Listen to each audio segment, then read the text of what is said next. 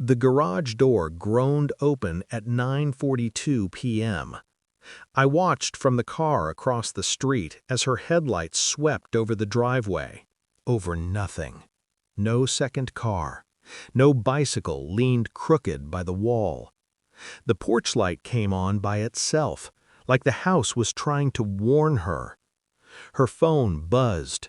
Mine didn't. She stepped inside, heels clicking, confidence rehearsed. Then the sound stopped. Silence stretched thin, then snapped. A single breathless sound slipped out of her. Confusion first, then fear. I imagined her standing in the foyer, the empty coat rack, the bare console table where my keys used to live, the photo frames gone, the nail holes like pinpricks, the smell, my soap, my coffee, scrubbed away, the thermostat reset, the dog bed missing, even the spare change bowl emptied as if I had weighed each coin for its relevance to me and found it lacking. She called my name once, soft, testing. I didn't answer. I'd learned that silence is the most articulate language when spoken with precision. It hadn't begun with a scream or a lipstick stain. It began with timing. Dinner with her boss started to take longer. The way she checked her reflection before leaving sharpened. She laughed at messages she didn't share. She started calling me babe again, like a habit dusted off to look sincere. I noticed the way her stories changed, by a minute here, a detail there. The way she'd learned a new word, synergy, and used it in bed like it belonged between us.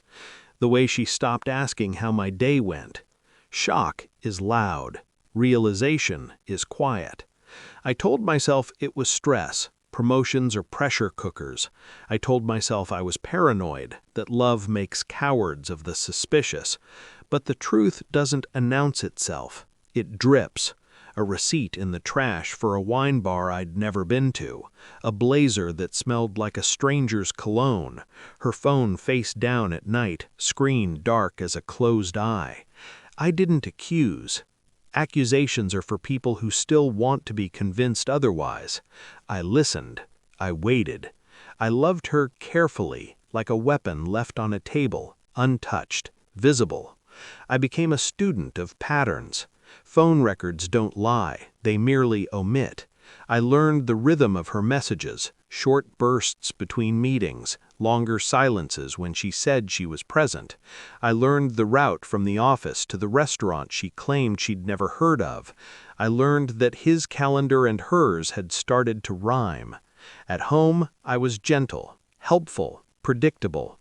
I cooked, I folded, I kissed her cheek and tasted a wine that wasn't from our shelf. Inside, the math assembled itself without emotion.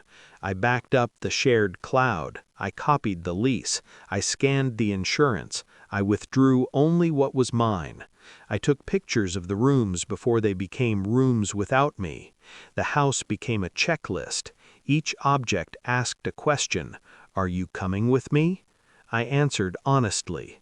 The couch stayed. The books that were mine left. The plants, hers, remained watered. I wasn't cruel. I was exact. At night, I lay beside her and listened to her breathe. I imagined the story she told him about me. I imagined the way she simplified me into an inconvenience. The thought didn't hurt. It clarified. I wasn't investigating to confirm. I was preparing to conclude. The confirmation arrived without drama. An email forwarded by mistake, his assistant's oversight, a calendar invite titled Client Dinner, location tagged, guest count 2. Her name spelled wrong, the way only someone unfamiliar spells it. There were pictures attached for social media approval. In one, his hand rested on the small of her back, proprietary, casual. I printed it.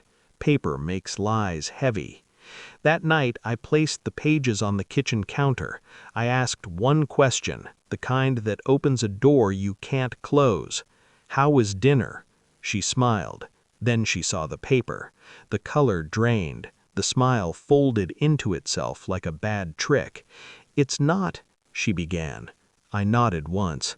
Not for her, for myself. The last piece clicked into place. I felt nothing but a clean, cold line where the truth settled. I didn't raise my voice. I didn't ask for explanations. I asked for keys. She cried then, real tears, promises stacked like sandbags against a flood that had already passed. She tried to make it about love, about confusion, about ambition. I told her I believed her. That's when she broke. Belief offered too late is a cruelty. While she slept, exhausted by her own performance, I executed the final move. I didn't pack in a hurry. I erased myself. I logged out of the shared accounts. I changed nothing that wasn't mine. I left the house intact and empty, a museum of her choices. I left one thing, a note, not angry, accurate. You didn't lose me. You spent me. Her calls came in waves, then messages, then silence. I blocked nothing. I owed myself the sound of her learning. From a distance, I imagined her walking room to room, inventorying absence. That's the punishment, being forced to measure what you assumed would always be there. I don't hate her. Hate requires investment. I withdrew mine. Somewhere between the empty coat rack and the bare wall, she will understand that control isn't loud. It doesn't beg. It doesn't explain. It leaves and keeps walking.